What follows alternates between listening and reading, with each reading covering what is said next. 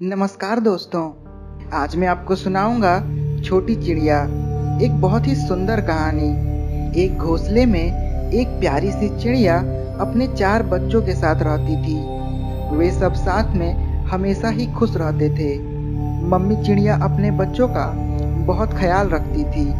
वह अपने बच्चों के लिए खाना और पानी लेकर आती थी और उनका बहुत अच्छे से पालन पोषण करती थी। मम्मी चिड़िया के सारे बच्चे अब उड़ने लायक हो गए थे। वह अपने बच्चों को आत्मनिर्भर बनाना चाहती थी ताकि वो खुद के लिए खाना पानी खोजना सीख पाए। मम्मी चिड़िया अपने सारे बच्चों को उड़ने का प्रशिक्षण देती है। वह रोज उन्हें उड़ना सिखाती है।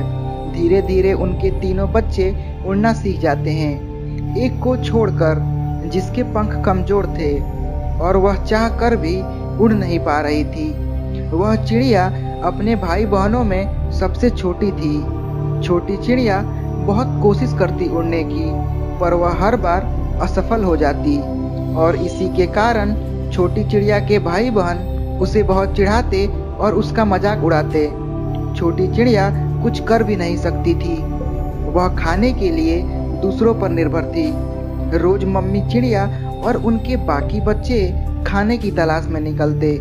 छोटी चिड़िया घोंसले की साफ सफाई करती और उसका ख्याल रखती। एक दिन घोंसले की सफाई करते वक्त छोटी चिड़िया देखती है एक बिल्ली उनके घोंसले की तरफ बढ़ रही है। चिड़िया जैसे तैसे उड़कर जमीन से छोटे छोटे कंकड़ और लकड़ी के टुकड़े लेकर उस बिल्ली पर हमला करती है और वह बिल्ली वहां से चली जाती है। अब छोटी चिड़िया समझ गई थी कि उन्हें आगे भी ऐसी परेशानी आ सकती है और इसलिए वह बहुत सारे छोटे छोटे पत्थर और लकड़ी के कुछ टुकड़े जमा करके अपने घोंसले पर रख देती है। एक रात की बात है, मम्मी चिड़िया और उनके बच्चे घोंसले में बहुत ही सुकून से सो रहे थे। छोटी चिड़िया की नींद खुल जाती है और उसे कुछ आभास होता है। वह उठकर देखती है कि एक सांप चुपचाप उनके घोंसले की तरफ बढ़ रहा होता है। छोटी चिड़िया अपनी मम्मी और अपने भाई बहनों को उठाती है और उन सबको अपने जमा किए हुए पत्थर और लकड़ी के टुकड़े पकड़ाकर उस पर हमला करने को कहती है। सारी चिड़िया ऐसा ही करती हैं और ऐसा करने के बाद वह सांप वहां से चला जाता है।